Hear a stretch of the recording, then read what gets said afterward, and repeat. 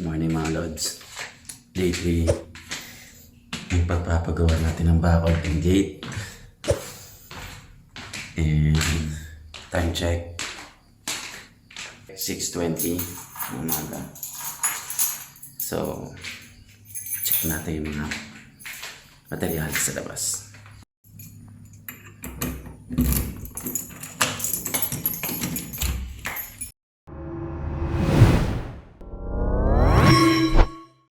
Good morning, sunshine. Kagabi, umulan siya. Ayan, so makikita nyo, basa yung daan. Umulan kagabi. Hindi naman ganun kalakas, pero nag-alala ako sa mga materials kasi yung iba dito nakakalat. Nakokolamber. Ayan, nabasa siya. So, ayan, yan na yung mga materials natin. Check natin yung likod.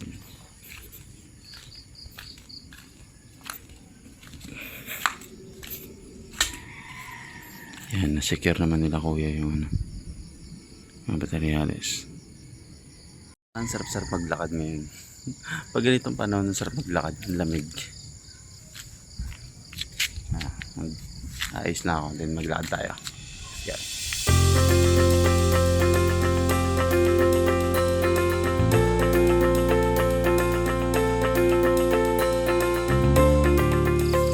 So yan, lakad-lakad muna tayo. Nilako lang yung bahay. Try natin mag-ikot ng kahit 2 street lang. Morning exercise lang kumbaga. May buwan po.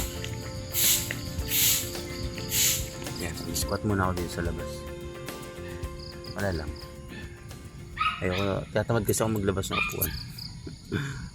Hindi ko alam kung anong agenda nila Sir Atan, yung contractor ko, and yung mga workers niya, kung ano ang tatapusin nila ngayon, but most probably yung pinakabakod na ata bubuhusan na nila ng todo. Yung pundasyon nun, kukompletuhin nila yung paikot. Pero let's see, diba? Baka mas may matapos pa silang iba. And ang plano din ni Sir Atan is bumili na kami ng bubong para sa likod at harap. Kasi gusto nila i-install na yun para daw may masisilungan sila kapag tatalikan ng araw. Kasi masakit talaga yung araw dito. Hindi ko lang, parang mas masakit dito kaysa dun sa Maynila.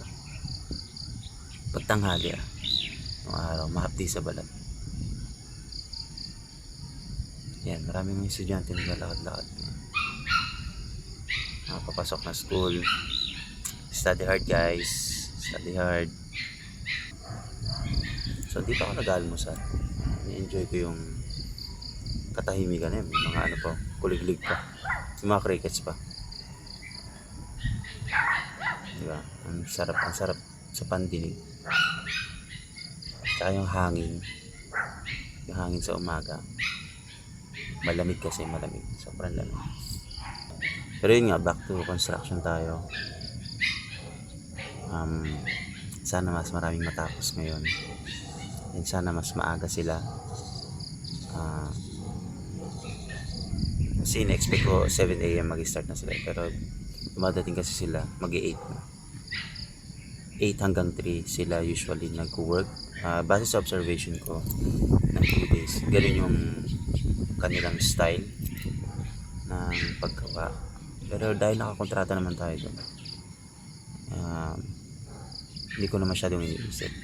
Kasi kapag arawan daw, habang tumatagal yung pagtatapos or yung paggawa ng project, mas mahal yung babayad mo sa mga kinuha mong workers. Pero pag kontrata, yun na yun, hanggang sa matapos nila, regardless kung mabilis, regardless kung matagal. Matitig sa akin si Xiaomi. Aso ng kapitbahay namin, malambing yan eh. Yung isa nangangahol. Yun, nangangahol yun eh. Si Xiaomi, tahimik lang siya, lambing. Yan yung plano. Nalagay din ng ano na dito, ng abang, yung mga bakal. Babaunan na rin nila. And pagkabaon, bubuhos na rin. So expecting na mauubos siya ngayon itong mga in order natin, yung first batch. Sa halo pa lang. Pero hindi ko alam. Hindi ko alam. Yun lang na may expectation ko. Pero, syempre, diskarte na nila contractor yun. So, nabuhusan na rin yun. Nabuhusan na rin. Pakita ko lang. So, yan. Nabuhusan na nila ng semento. And, for sure, medyo tumigas naman yan kasi tanghali pa lang nagbubuhos na sila. Gumawa rin sila ng improvised na bubong dun. For sure, bubuhusan na rin nila tong part na to. Yan yung hati ko sa aking kapitbahay. Tingin ko bubuhusan na din nila. And tsaka itong sa gate. So, tayo lang natin mga workers sa atin. Magalmasal na rin tayo para sigurado.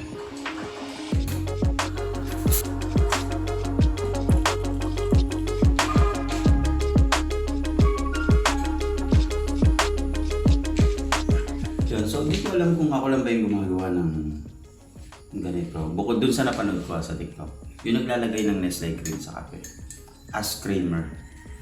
So, napanood ko nga siya sa TikTok and sabi niya masarap daw siya. So, tinry ko siya.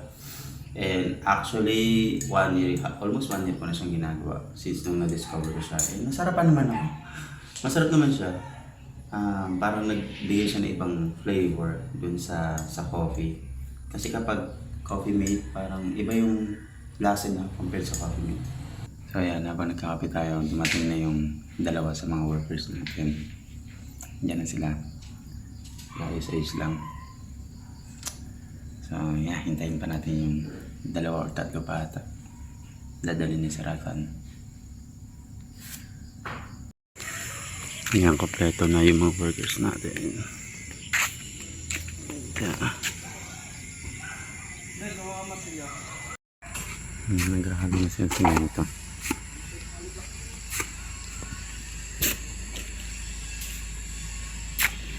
Kumuha na rin yung basura. Dumaan na din. After 1 month.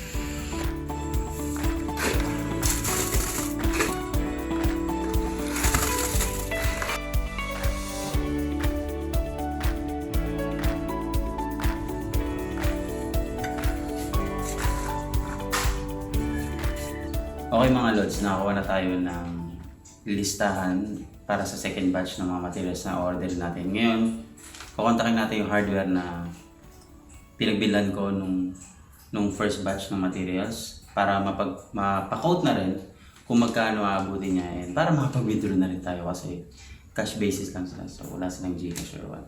So tara, kontakin natin sila.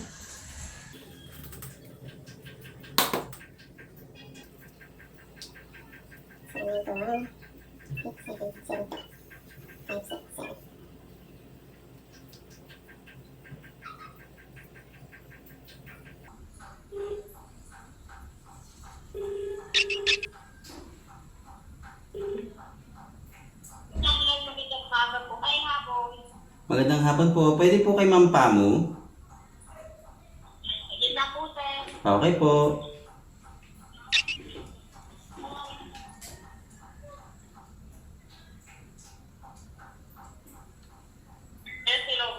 Yes, hello po, Madam Pamu. Yung to? Opo, order ako ng second batch ng materials.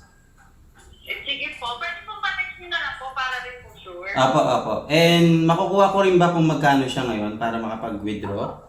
And, i-indicate ko na lang din sa text po, Madam, yung delivery date. Kasi linggo ng umaga. Bukas ba kayo ng linggo ng umaga po?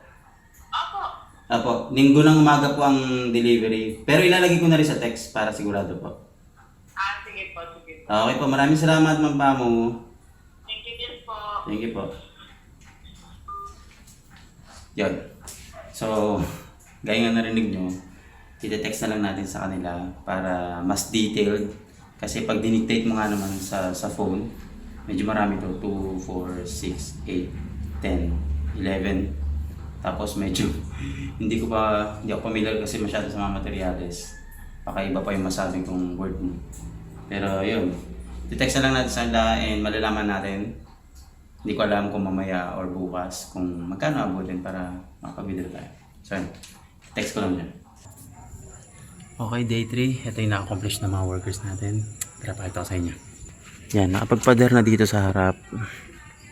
7 ata yan. 7 patong. Tapos 6 na patong. Then napormahan na rin nila yung pinaka-poste ng gate. Yung isang poste lang. So yun. Pag pinagpabukasan nila tong pangalawa. Ayan. So para dun sa bakod, ito siya. Ayan. Yan, nakalahati na rin nila yung buhangin natin. Yung graba na buwasan ng konti. And nabuwasan na rin ng gusto itong ating mga CHP. So yun lang, yun ang update natin. Umorder na rin pala tayo ng second batch ng mga materials. So baka Monday daw i-deliver, sabi nung hardware, kasi wala ata silang driver every Sunday, and possible na hindi rin daw ma-deliver bukas kasi marami silang pending deliveries. So yun lang, yun ang update natin for today, day 3 natin ng pagpapagawa ng first project natin para mapaganda itong ating munting tahanan, no? So yun lang, update ulit tayo bukas. Let's go. Peace.